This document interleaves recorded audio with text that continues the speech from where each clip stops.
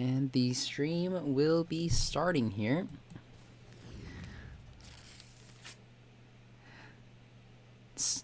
Hello! This is the Gabriel Podcast, the very first iteration of my podcast. Thank you for stopping by to listen. Today I have a guest, a very brave guest to come on to the very first iteration.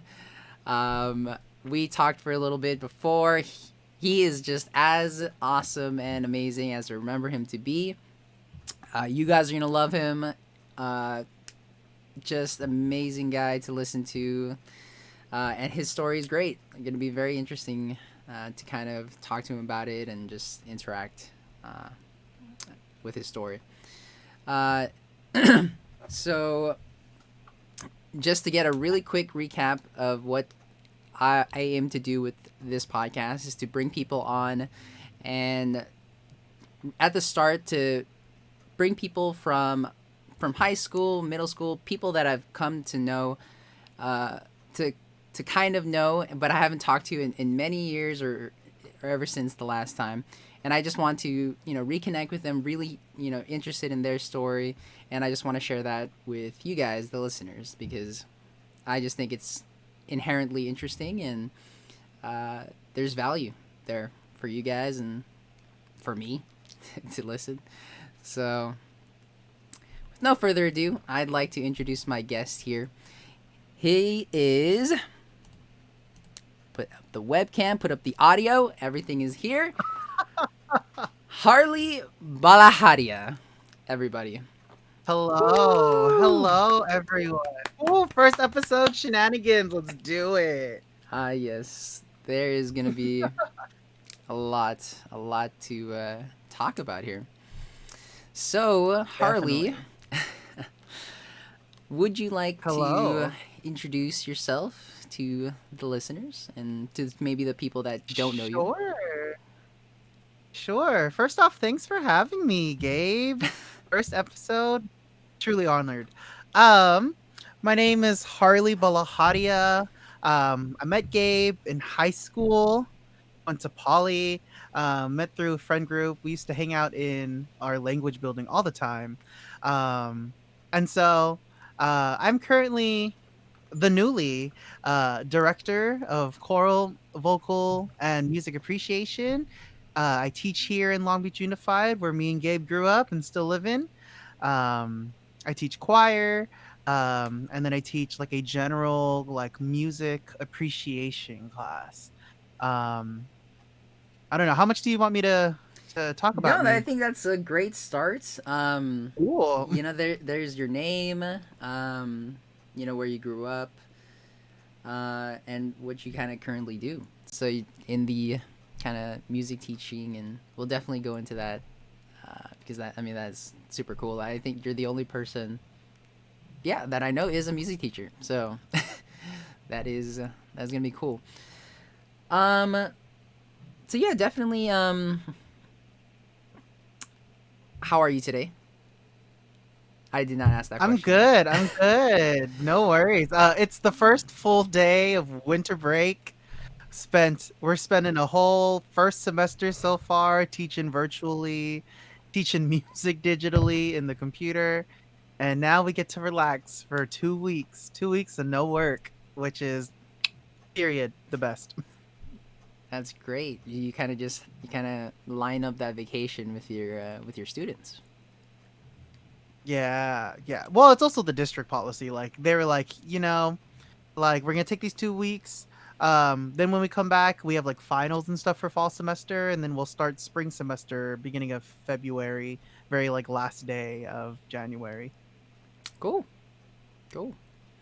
So I hope you enjoy that break. This being the very first Appreciate day. it. Yeah.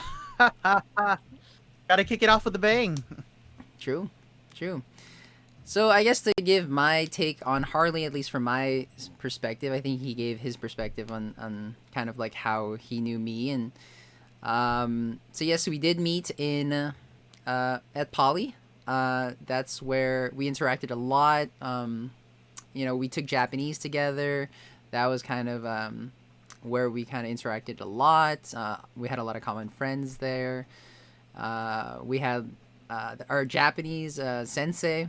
It was very. Her classroom was very much a hub that we all kind of hung out with, and I'm sure future guests will also come from that hub that I definitely want to also reconnect with.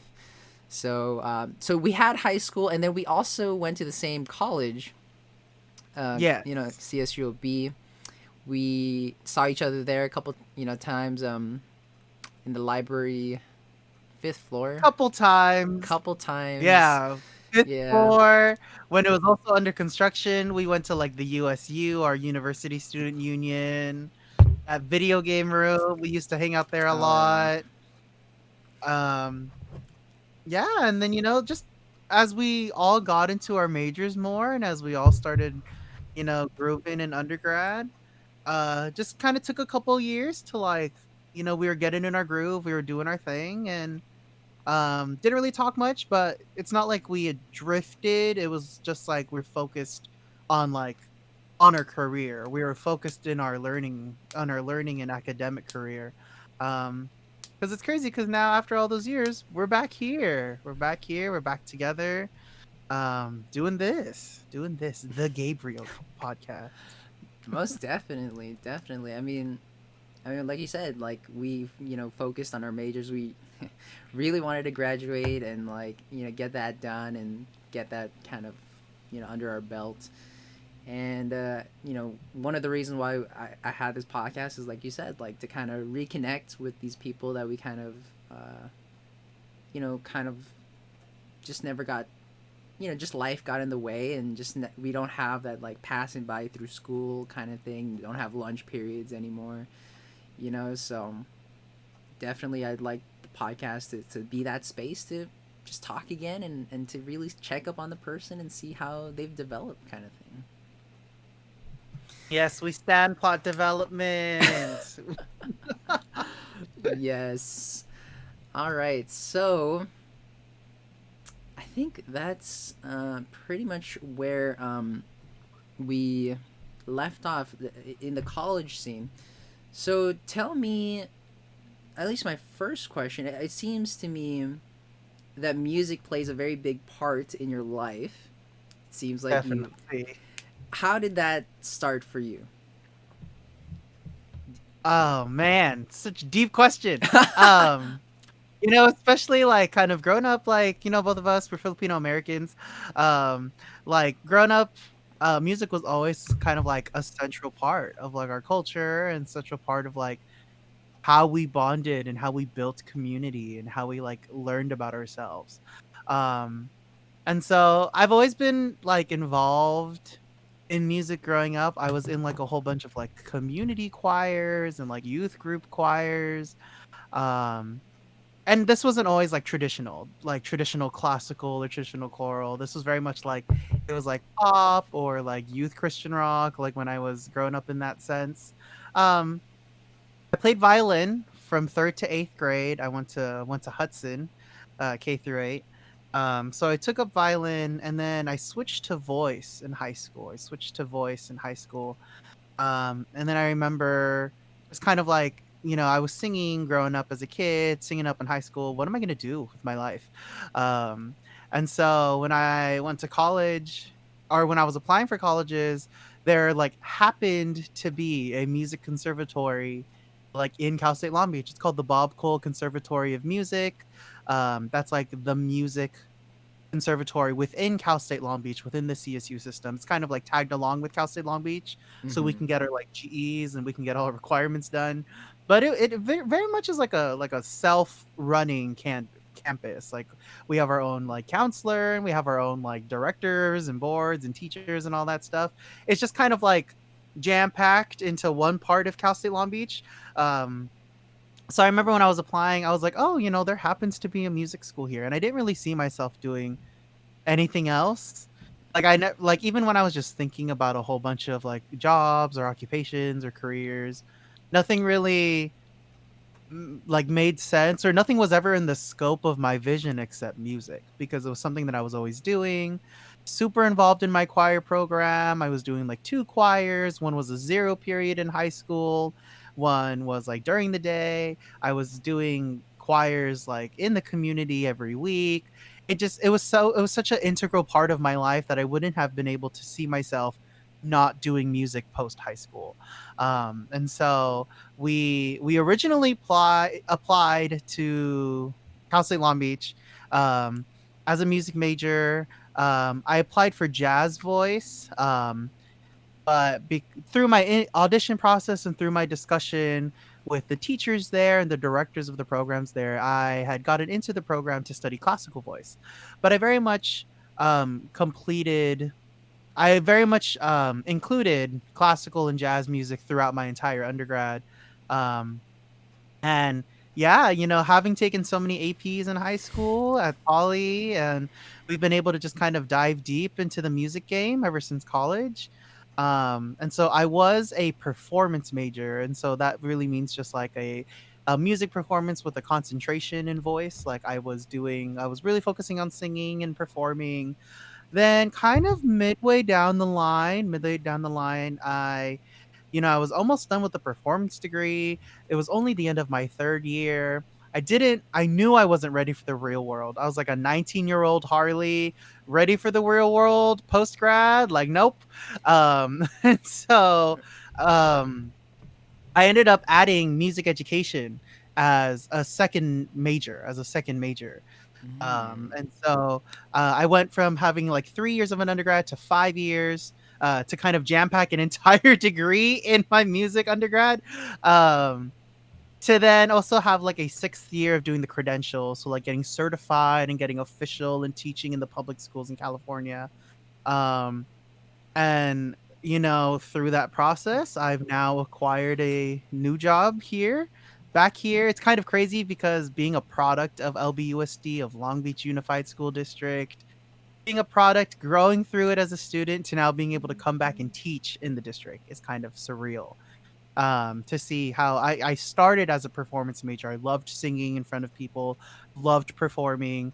To now I get to have a different spin and now teaching the next generation of musicians, teaching the next generation of performers, and the next generation of leaders and kids because I teach middle school. So I teach 6th to 8th grade, ages 9 to 13-year-olds.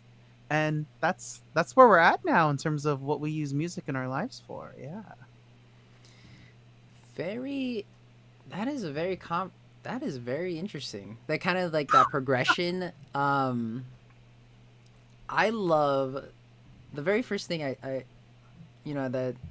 I kind of picked up on that was just like, we all go through that phase of like, oh, like what are we gonna do in college? What are we gonna do like as an occupation? And I think it's really cool that you kind of noticed that, hey, like I love choir, I love music, and to go into that field and to love it and to get something like what you have right now. That's really cool. When So you said that you started out like as a performer. Like you said you did a lot of choir. Like are you still Mhm. doing like choir stuff, like singing kind of thing? Or are you still doing this? Sort of. It's kind of like it's so weird given, COVID and life right now, Right. where the performing All arts has right. definitely taken a big hit in terms of Mm-hmm. like, like we can't do shows and we can't do concerts and we can't do like Broadway. And so performing arts has definitely been challenged, and everyone in this industry has been challenged to kind of see what we can do with music in this. There's like the famous tagline, like in this current virtual environment, and in this digital age. And so I've been very fortunate enough to be able to have many opportunities to perform still and sing music to people. I've done a lot of like virtual shows where I'll sing like on Zoom. And we Wow. all just like, we have like a device that we can like play music from or we perform live with an instrument, but like via the Zoom webcam. Um, I recently was able to come back as an alumnus. Um, Long Beach Poly High School, where Gabe and I went. Their music program right now. under the direction of Brian Doko, who was also my high school choir teacher. They just put out an album called Happy Poly Days. And it's a completely like remote virtual made album. So everyone recorded at home. We all Wow. used like a studio app interface called Soundtrap, and it's a whole bunch of mixing, but like everyone made the music like in their homes, and we put it all together to make a Christmas album. And so Doko had reached out to me as an alumnus and as a new teacher, asking me, especially as one of his past students, of like would I like to come back and sing on this album. Um, and so that's been like kind of a big milestone, is like being able to come back as an alumnus and sing on a virtual album, now streaming on Spotify and Apple Music and all that fun stuff. Um, so I sang a tune called This Christmas, did like a lo-fi version of the tune, lo-fi chill vibes. Um, I'm also part of a professional choir, so something that you can do with music if you're a vocalist is like being like a chorister, we call them, like professional choirs, singing professional choirs. I've Hmm. been in an organization called Long Beach Camarada Singers, where we've done concerts virtually and you're able to sing virtually. Um, Teaching lessons too. Not so much performance-esque, but like being able to teach private students like via Zoom or FaceTime or Facebook Messenger, like playing on the digital piano, giving coachings and all that fun stuff. Yeah, that's kind of where it's been performance-wise. Besides that, it's kind of been straightforward, like grinding on the education game and learning how we teach music in a pandemic online when we can't do concerts and we can't do field trips. So, yeah. Definitely. How would you like to expand a little bit on the struggle of being in that first generation of teachers in these COVID times? Oh yeah. So taking a step back and thinking like, imagine you're starting off your career, especially a lot of us, if you're listening to this podcast, a lot of us grew up having, the chance to mingle with friends, build your identity, and kind of go through school together in person. So trying to maneuver and still give students and still give kids an enriching and engaging experience of school as a first year, when you're just trying to find out what you're doing. You're trying to figure out how to teach and how to teach what you're doing. And so especially with something that's like music, music that's an elective, but especially it's very traditionally performance based. And so a lot of people who did music in school, you had an instrument, you played it, you had concerts, you learned music, you rehearsed with people together in a room, you made music together, and then you shared it with your community after working so hard on it. Or maybe you did the route of like musical theater, or you did orchestra, or you did band, and then you used to also go to competitions or festivals or perform and do field trips. Um it's it really puts into perspective what is important at the core of my teaching. Like, what, especially as a first year, we were trained to do rehearsal. We were trained to choose repertoire and choose music for students for your concerts. But when that's not happening, how do we make lessons, and how do we make traditional homework, and how do we make content that students can still develop their love of music in a digital age? How can we create a digital classroom culture where they can embrace singing to their computer, where they can feel comfortable exploring their voice in their homes, especially with singing and with choir? Why a lot of people love choirs, because your voice is personal and it's attached to you. And part of the shared experience in these appeals of traditional music is I get to make music with my friends. And so part of the struggle in learning how to make projects and how to make homework to let students know and still give them that opportunity to make music, how do we normalize that over Zoom or to their screens? Which is definitely provided to be a huge journey, not just for the students and not just for the teachers, but like being able to figure out how to work through that together. How do we maneuver through that online learning together? And so what's been really nice, that's kind of been like a pillar for me to help is like, I don't know what I'm doing. The students don't know what we're doing. So why not figure that out together? So it's really cool because then I get to, especially like, these students being my first kids like that are mine and not like a master teacher's. What's nice is that like I get to just kind of be like, what do you want to learn? What do you want to accomplish? Like what do you feel like you would need to learn to be successful in learning those goals?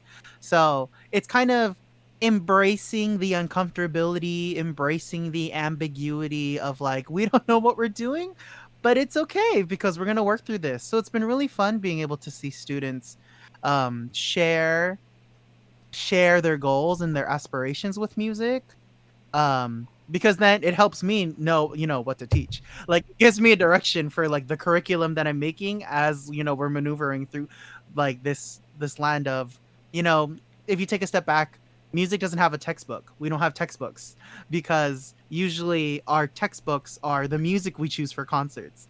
And so it's been really fun being able to like make a new curriculum with the kids because it's based off of what they want to learn. So like some things in this first year teaching that we've done, um I teach 3 periods of choir, so still performance based choir. Then I teach 2 periods of a general music appreciation. um with the music appreciation, it's often historically known as like an intro to music history. um and so you learn about like classical music and medieval music and mnemonics into like contemporary. But I've kind of shifted my views of music appreciation and teaching kids to appreciate music by looking at music through different lenses. And so I've done units for my music appreciation kids in looking at music as, we just finished a unit of music as for social entertainment and vocal music, but we've also done like other units such as like music for the stage and screen, or musical instruments and experiencing music, or like musical literacy, how to even build the foundations and what to know to be able to appreciate music more. And it's cool because then I'm able to use contemporary music, I'm able to use pop music and rap music, because that's what we listen to, that's what Gabe and I listened to growing up in middle school. So like why not use the music that the kids are listening to already as my textbook? And then it's been really kind of meta for the choir kids because I've kind of focused this semester on like building their personal identity and building their musician identity. Like especially because if we take a look at like all of the singers and all of the artists that we listen to, we've been able, and it's cool at the middle school level to be able to have these like deep talks of like what makes these artists, like what makes them their influence, and what about them and what about their music has shaped who you are as a singer today. What kind of message would you want to give to your audience when you sing music, whether it's a cover, whether it's original music? How do you find lyrics, or how do you create lyrics for your original music? And how do the sounds that you choose to make, like instrument or accompaniment wise, how does that leave an emotion, or how does that leave an impact on your audience?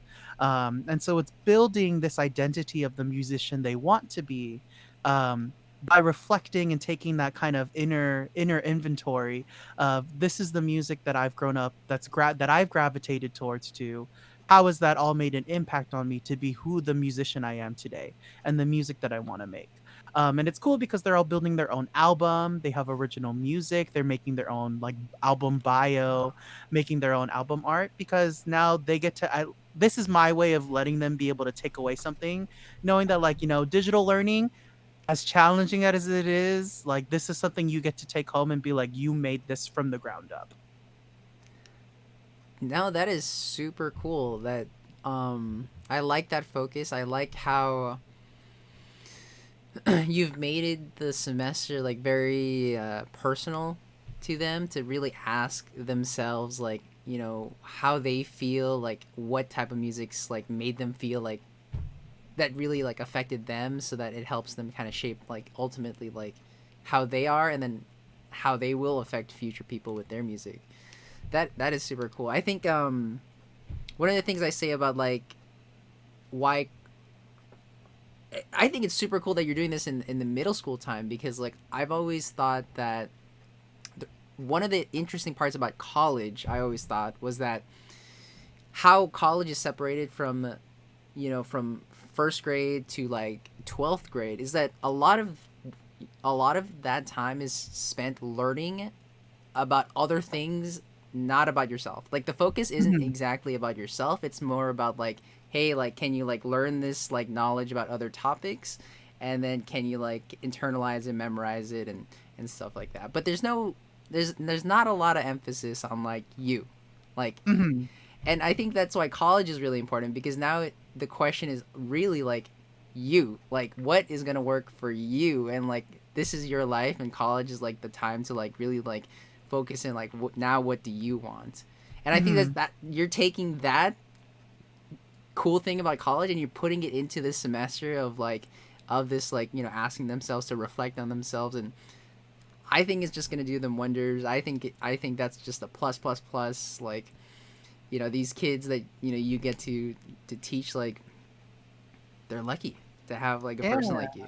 So Oh man, thanks, dude. I appreciate that. I no, yeah. appreciate because it's a struggle too that goes on with first year teaching, especially with something that's like music, where if you think about it, if even in middle school, there's a team of sixth grade English, a team of seventh grade history, a team of eighth grade math.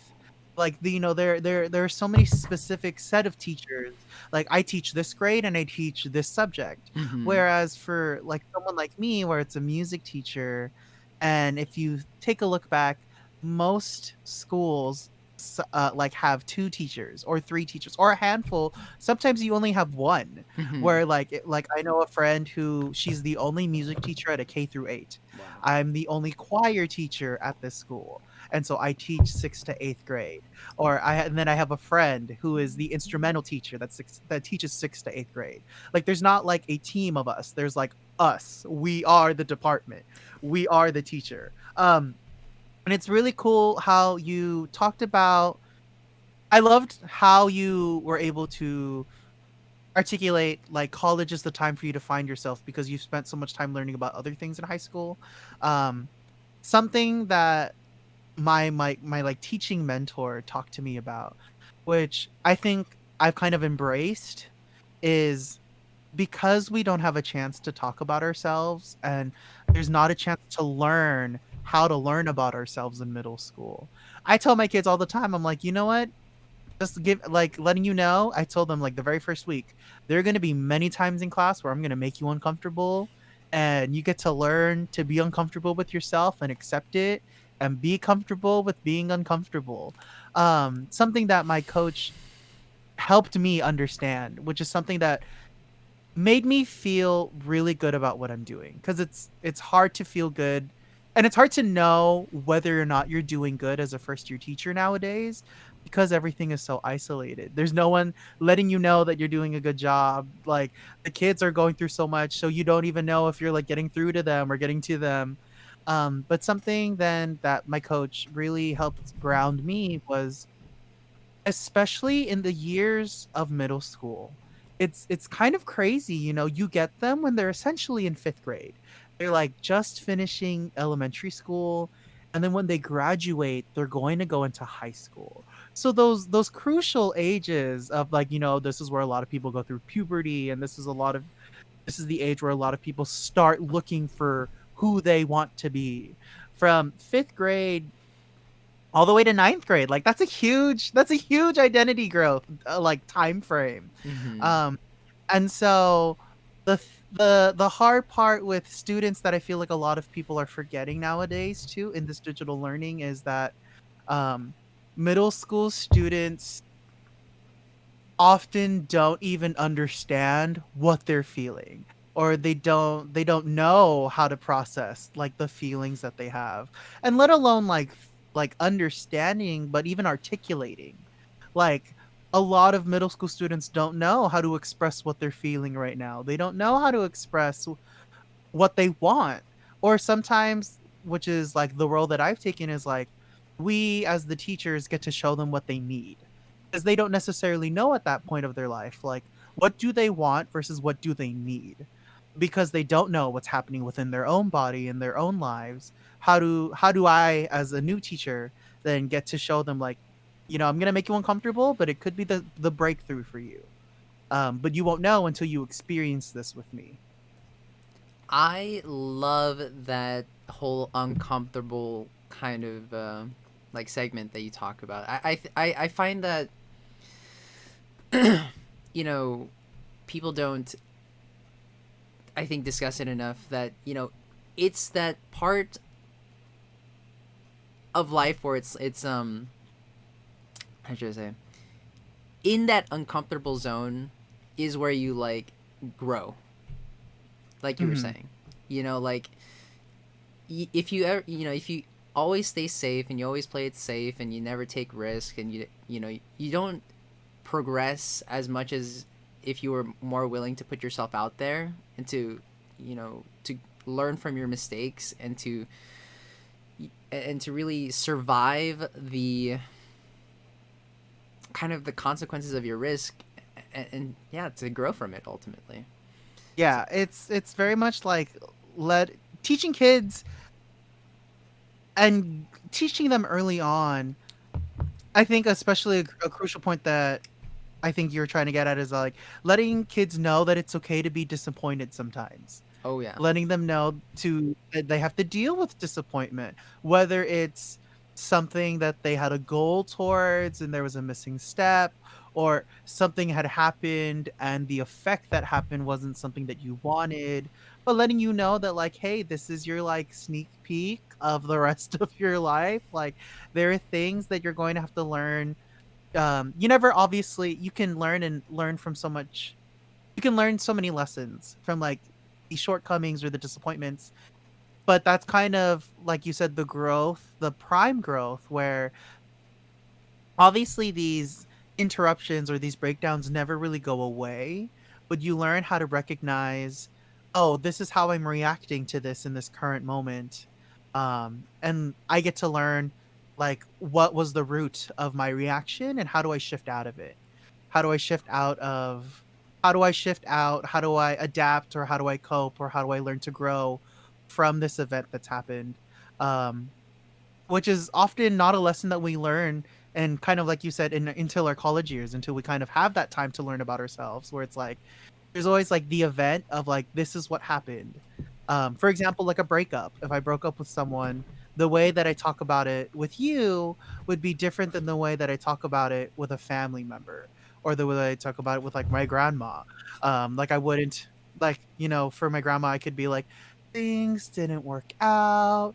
There were just a lot of discourse and a lot of incongruities. But then if I was like talking to like you, or I was talking to like a very close friend, I could be like, this is how it went down. This person was and that person was um which kind of brings perspective into just knowing that, like, we have a choice about what we say about things. We have a choice on things that happen. And so why not say something about an event that empowers us, that strengthens us, and that supports us into being the person that we want to be. And so, super meta, but like, to be able to then give that opportunity to start thinking that way, especially at the middle school level, I feel would have helped me so much as I navigated through not high school, let alone college. Like, just having the guidance or having the tools on how to think. It's kind of a common saying where, like, a lot of, I don't teach for the paper. I don't teach you what to write. I teach you how to write. I teach you how to think. I don't teach you what to think. And so having those tools to kind of shift, but still have the openness to explore and create our own individual thought processes. And, again, those solid blocks of foundation of like, how then does thinking about this build who I am, or who I want to be, or what's already been inside me this whole time, and then just getting that like catalyst, getting that push through the gate. I love that. I love that. that is what makes, I believe, to be a more grounded person, a more resilient person in life, you know? To be able to look at a situation and to, you know, to kind of break it down into like steps that you could, that you can take action on, uh, would just help any individual through chaotic life. Sometimes life is just chaotic, and you know, I think that one of the jobs of like just of an individual is to be able to just look at how chaotic, like how much chaos is around them, and to work around it in a way that doesn't isn't negative to others and to themselves. To be able to navigate and Hmm. to ultimately get through whatever obstacle they're getting, um, stronger than they were before, even though it might hurt. Like it might hurt to like you said, to go through a breakup, to be disappointed. Like these things suck. It hurts us because I mean it doesn't fit our expectations, but we take it as a learning opportunity to to grow as a person in terms of like mentality wise. Like, hey, like, I'm disappointed, but it's okay. There's another thing out there for me. And definitely to start that super young in the middle school age, to get them thinking, at least to have like a role model that that is grounded, and would really help those kids out, definitely. Yeah, so that is super cool. Yeah. Yeah. There was a couple things. Anything else to say on that? I mean, I feel like especially us two, we could just keep going and keep going and keep going and talk about it. Right. Um, The I one think, thing, you know. Oh no, go ahead, go ahead. the question that I've been wanting to comment on, that I haven't commented on, is your type of equipment. You previously told me in the beginning how you got all this new stuff, and I didn't really put the two and two together at the beginning, but I realize now how important that would be, in terms of like performing at home, to have good equipment, and also just, I guess, teaching as well, like just to have good equipment to be on Zoom, and to be with your students. Yeah. Oh man, I remember student teaching. So student teaching, for those who may not know, it's kind of like the stagiaire, the internship, the last segment of your journey to becoming a fully certified teacher. I remember when I was just starting out, I was teaching at two schools. I was teaching at Hughes Middle School, where I'm teaching right now as a full time, and Wilson High School. And I remember I was using like wired headphones, but like dinky, like skull candy headphones, and like a honky tonk electronic keyboard. um it's maneuvering through online learning when we first closed down almost a year ago now, like coming March. Yeah. It's so important to make sure that we at least can invest and set up our classroom and set up us as the person, to make sure that we're still trying and showing the kids like, hey, we're making the effort to try to normalize and also try to optimize like all this stuff. Especially as a music teacher, um I have a MIDI keyboard that I set up because I need to play piano when I'm rehearsing. Um, I have like an interface, so I can plug in my microphone, and this is like definitely like a very like upper scale starter. Um, it's crazy how much like equipment ends up racking up, especially for those who even don't teach music, like having a second monitor or having a smart board or having a good webcam, making sure like if you're using like AirPods, and making sure that your wireless headphones are going through, and making sure that Zoom's running properly, making sure that your computer can handle everything. Um yeah, it's crazy how much just like can go into making sure that you're trying to provide the best learning experience for students, as well as It's double dipping because for me as a performer still, I use a lot of this when I record music and I like record a whole bunch of things. And so like this mic is like $200 and this interface is like 200 and like the mic stand is like 20 and the piano is like 300. um but like I'm also like it's because it's also then it is an investment.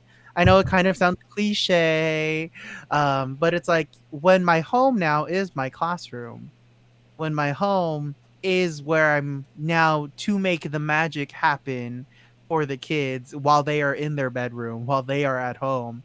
Um, yeah, it kind of stacks up. I didn't really know how much it stacked up until I got everything. I like had a Mm. post and I was like, "Oh, look at all these boxes and like, ooh, new gear."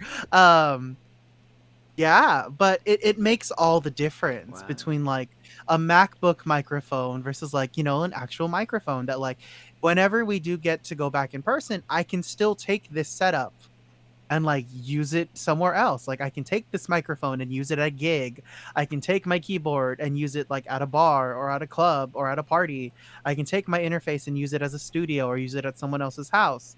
Like it's knowing that like it's also knowing that like these aren't going to be the one and all. Like so like just letting yourself experiment and letting yourself have the chance to just buy gear and try it out because especially in the scope of our whole career like we're 24 both of us. um there's so much more life and so much more in the future and so much more time that like it's okay to just like kind of enjoy it a little bit.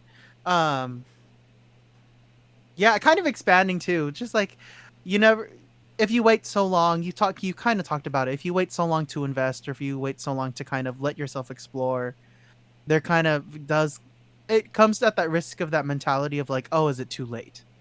And so, like, this gear is a lot and it's invested right now, but I think in the large scope of things, this is just the beginning, and so like why not? And so, yeah, I got a whole setup. I got these headphones. I want to even talk about the headphones. The headphone, the microphone, the mic stand, the interface, the keyboard, as well as a whole bunch of apps that I use to like audio edit and all that. It's Yeah. again, it's the life. It's because we got no textbooks, we got no whiteboard, we got no classroom. So this is it. This is the game, and this is what we play. Cool. Cool. That's definitely. You said that. Yeah, it definitely does make a world of a difference. That microphone and very cool. Very cool. Um, Let me think. What else there was? You mentioned. So what? Again, can you repeat to me like what types? You said you did choir. You said piano, and you said you used to play violin. Do you still play violin? Um, it's definitely been a hot minute. I played violin from third to eighth grade. Was like concertmaster at my middle school, eighth grade. Um, I was going to take violin like all the way. Unfortunately, when I was applying for high schools, kind of got a bad vibe at the beginning at the high school that I went to because it was very much it gave off the impression of the program was like, oh, if you didn't have lessons, you're not going to make it into the top ensemble. um which definitely, as a kid and when I was an eighth grader just trying to figure out what my bearings for high school, I was like, I don't like that, so I'm going to go to choir because it's free because it's my voice. um which is kind of a funny way to how to finally have choir in like a school setting. Which is also really funny because I teach middle school choir, but I never had a middle school choir experience myself, which is Yes. hilarious because I was still very much an introvert. I'm definitely like an extroverted introvert, but like I played violin.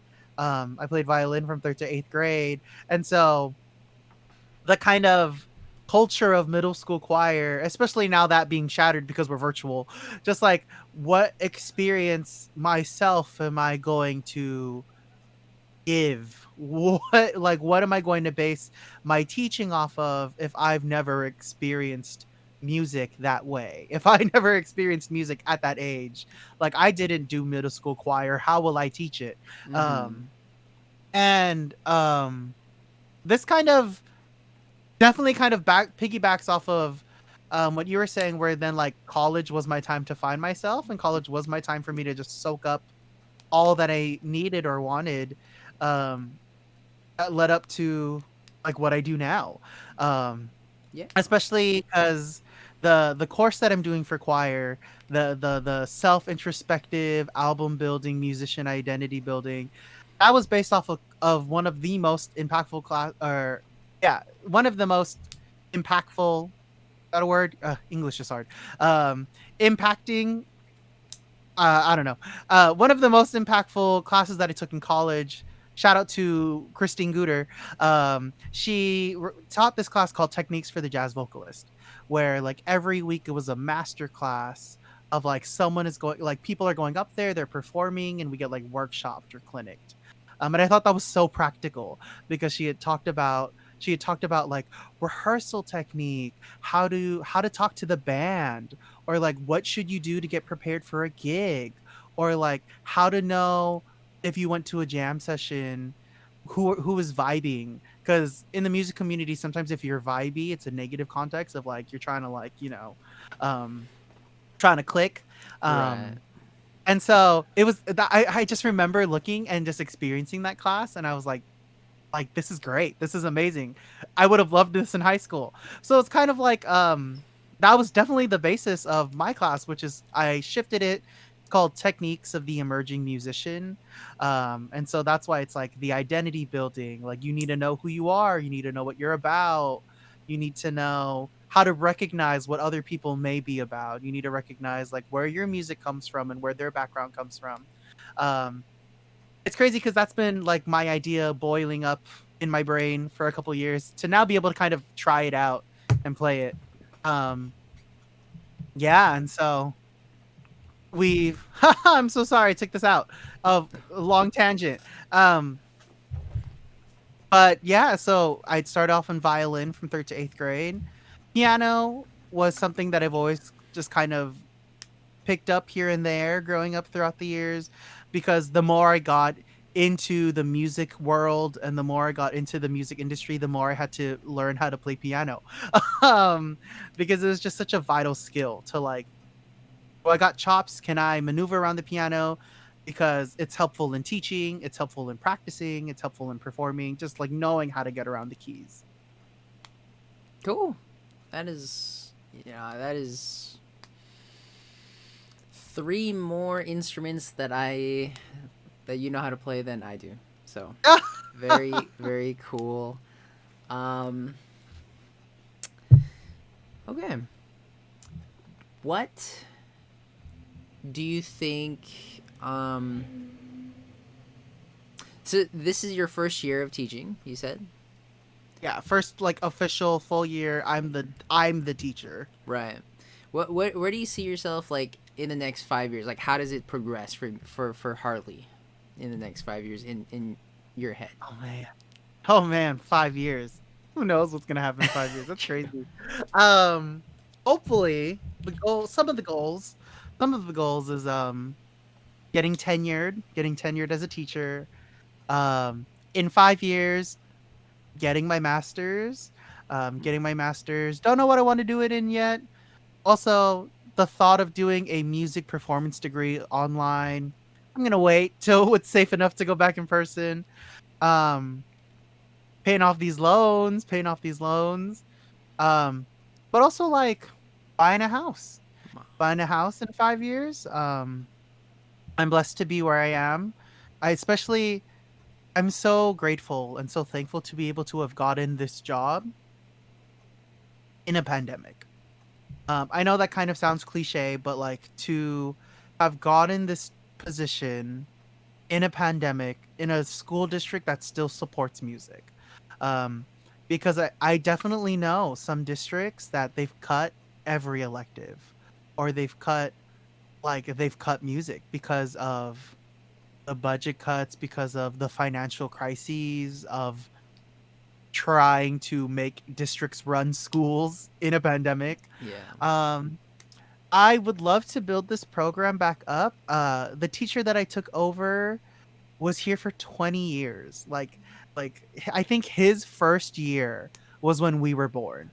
I think his first year working in this district was when we were born. Wow. Um and and so he spent so much time building this middle school, Hughes Middle School. It's huge middle school. It's one of the oldest middle schools in our district. Has 1,500 students, which is insane for a Yeah. middle school. Where like it only sounds comparable because of Poly, where we went to, has 5,000 students. Hmm. Crazy packed. Um, Wow. so I would love to build this program. Depending on if we come back in person or not.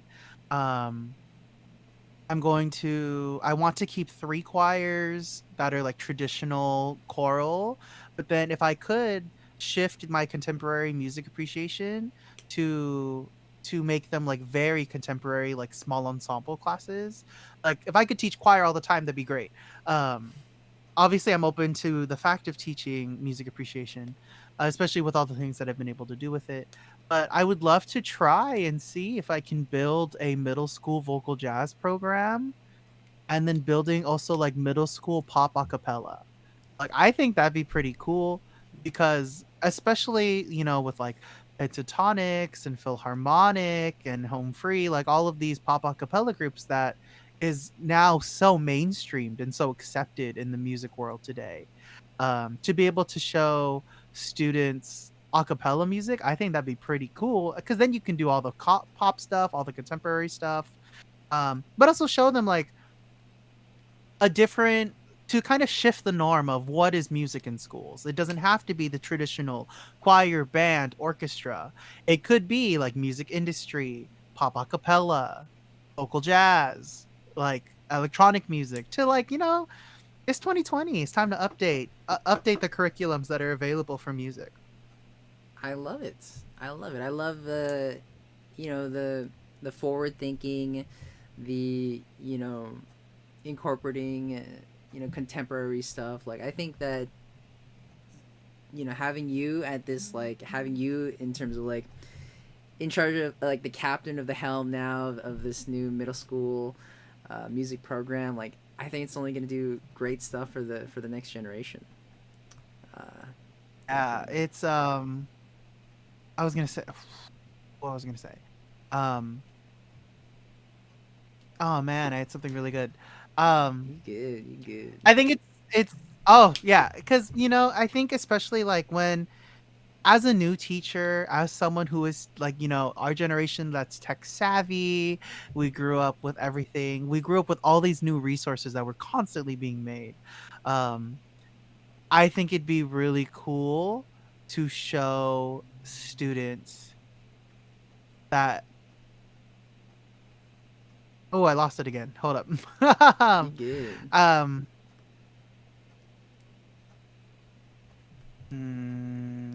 what I was gonna say? What was I gonna say?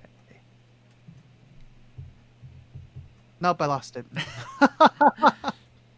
Yeah. I think No. it'll come back to me if I trigger. Let's see. We talked about um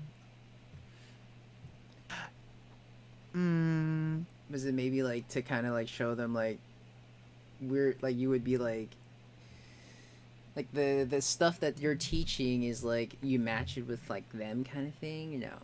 No. Like you. yeah. Yeah, cuz like um a lot of there's so much more credit that we can give to these kids nowadays that I think is often lost. Mm-hmm. Um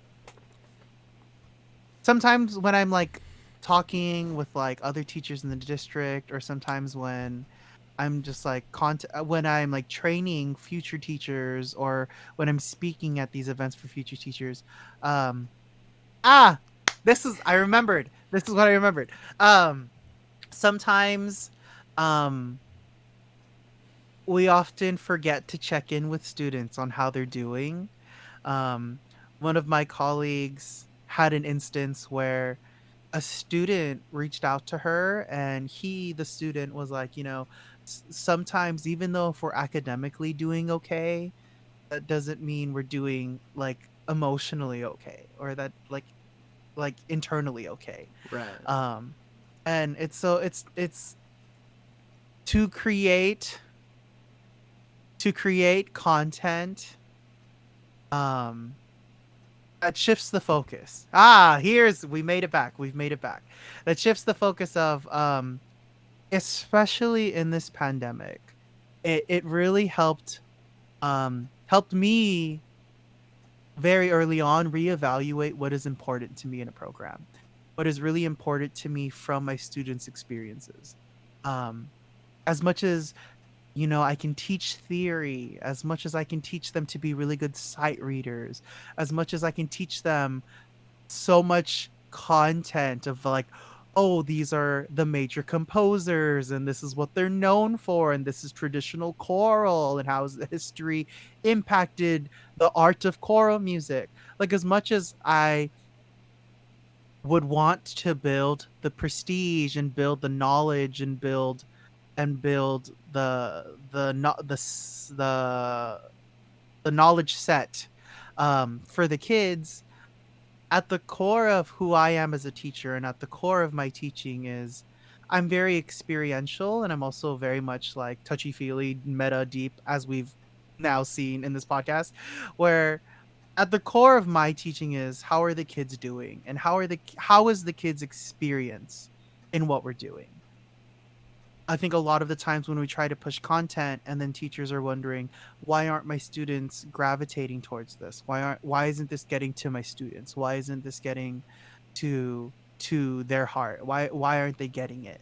Um where for me it's like, as much as I can build the musical knowledge, my pillar of like functioning, my MO is, are they enjoying the experience they're having with music right now? Are they enjoying what they're doing in school right now? Are they enjoying what they're doing in my class right now? Because as much as we can take notes, as much as, we can research and we can look at all these things online, not only just about music but about any topic, the things that we take with us are the most impactful experiences we've had. Um like who we are, what we're doing right now is a result of the experiences we've had or the experiences we know we want to create. Um, and so that's why, for me, I had a lot of internal kind of battles of like, am I doing the right thing? I'm not doing traditional choral music. I'm not doing virtual choir. But through this year, it's really helped me to not just, but to understand and to thrive in knowing that I'm feeding the kids' souls. I'm feeding the kids and nurturing their social and emotional needs. I'm feeding their cultural representation in my class. I'm feeding into what they crave as opposed to what I thought they craved is also kind of a big like breakthrough for me. That I love it. Because that is not easy. Like that, getting that balance of like productiveness, but something that the kids would are interested in, like to get that right balance is like really hard, like compared to like the more traditional way, like you said, which is more of like hey, like there's like kind of like, you said there was no textbook, but like there's like this textbook idea of like, hey, like go through this information and there's inherent value in it, but it might not be something that the kids are, that might be, something that the kids might be like that interested in, and so what they take out of the class might not be that much.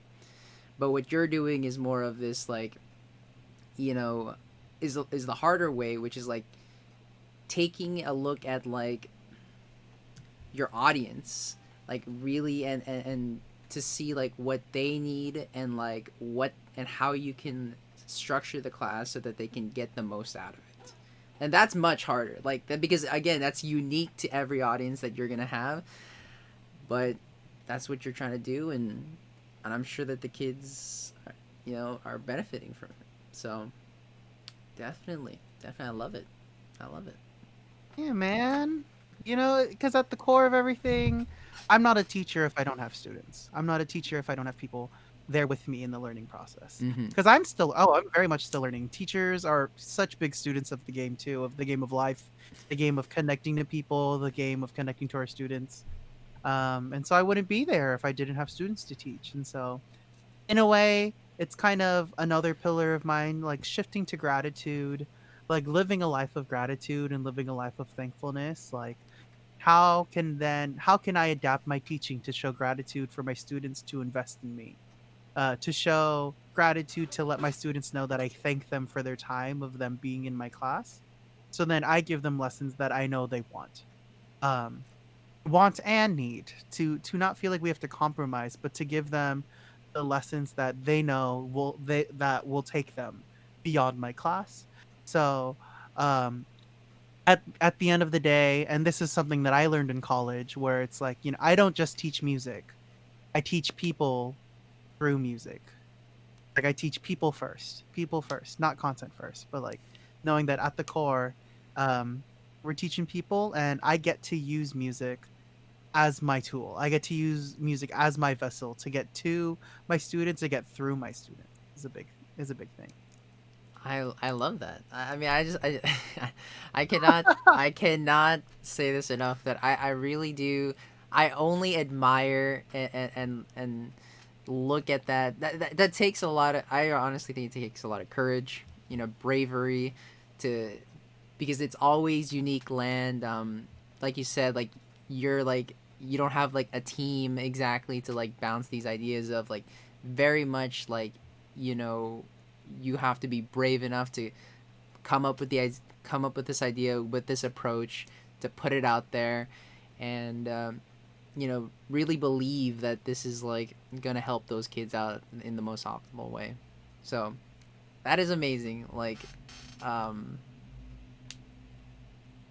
like I said, I love doing I would love to do these podcasts and story just to get this idea of like from people like you to see like how brave and courageous like people like you just go out there in the world and try to make it better than you think you came in Yeah, here. man. It takes crazy people. I'm crazy, and you know that. I'm crazy, but it takes crazy people to do crazy things. And I think that that's a firm belief that I will stand by. I'm crazy, but you know what? The world's crazy right now. And it's so nice to be able to have someone outside like my content and outside of like my scene, to be able to have that chance to like be able to share my story, and for us to reconnect too as friends, for us to be able to reconnect, to show even within our own paths and what we did separately, like for how many years, to be able to come back here and to talk to you, and to realize that at the core of who we both are, we both want the same thing. We both want a world of connectivity, of compassion, of empathy, and to know that at the core of even within our own specialties and within our own studies, that like we want to make the world a better place, and we want to make the world that works for anyone and everyone. I love that. Yeah, It's man. exactly right. You know, um, like you said, like when I look at you and when I look at me, like we might do like completely different things, and but like you said, like you know, the stuff that we want to do ultimately is to like leave the place that we came into like better than we saw it, and um, at least from what I've heard today, like you're doing a great job at that. Um, and you know, people deserve to hear that story. People deserve to hear like all your hard work, the struggles that you went through to get to this point, and it's not easy. Every day, it's not easy, but here you are, and the world is lucky. The world is absolutely lucky to have like a soul like yours here. Gabe, make me sim, make me feel. Really, like it really is like, oh man, like I'm very much convinced from everything I've heard. Like, Appreciate it, man. yeah. Ah, man, we've been recording for an hour now. That was a Oh lot. my gosh. That was a lot, and I love every single minute of it. It's crazy. I can always talk about these deep talks. We can talk about everything for hours on end. Um, if you ever wanted to hit me up. If anyone listening ever wants to hit me up, you're totally welcome to. I'll give Gabe my social media so you can, Oh, talk to me because I definitely. would love to connect. I would love to Yeah. touch more souls, and I'm all about that. I'm all about these deep talks. I'm all about like let's mingle, let's I, interact. I love it. I love it. I like you said. I love talking about ideas. It's always complicated, different perspectives, and but I love it. Just again, it's growth for me. It's growth for my perspective. Growth, always like practicing patience and understanding and stuff like that. So very cool. I definitely would love to do that. Did you want to shout out real quick, like kind of some of your socials out there? Sure. Yeah. If anyone ever wants to like hit me up, you can add me on Facebook, Harlee Balajadia, Harlee space Balajadia. That's Facebook. You can add me at Instagram at iHarley, like iCarly, but a Harley brand. So that's lowercase I, capital H, then Arlee. And so that's Instagram. Hit me up on Facebook. Everything's private just because, because I'm a teacher, you got to private everything so students don't find me. Uh, but yeah, if you ever want to talk, if Gabe ever wants to talk, if you ever want to talk with all three of like a trio, if you want to talk to me, if you want to bounce ideas, if you want to speak to our souls, like I'm down for everything. I sponsor that 100%. Harlee, as the listeners have listened to, is has an amazing mind, has an amazing voice, easy to listen to. I'm sure that people would just tune in just to listen to his wonderful voice. Aww. Definitely check out any of his content that he has out there. You'll enjoy it. I'm sure that I'll enjoy it. Um, yeah. I definitely would love to have you back. There's so much more to talk about. I'm sure. With your mind to bounce off ideas, like I'm sure we'll come up with some super interesting Yes, idea. let's do it. I'm down. uh, This is I the year, let's do everything. Why not? agreed. Um, so yeah, thank you, Harlee, for coming on as my first guest. I mean, that is a brave. I mean, on top of the things you've already done, a very super courageous person to come up here as the first at bat on my podcast, and I hope you enjoyed. Because I very much Yes. enjoyed it. Well, thank you for having me. Thank you for having me. Yes, and Appreciate it. no problem. I'm sure Yes. the viewers loved it as well. So, thank you. Yeah. Cool. All right. So I think that'll wrap up the very first episode of the Gabriel Podcast. I had my host here, Harlee Balajadia, on, and I hope you guys enjoyed our conversation on Harlee's story, on his journey to become a music teacher, the experiences that he's had, and the struggles that he's had to overcome. So, thank you all. I hope you have a wonderful day. I will see you on our next episode. Bye bye.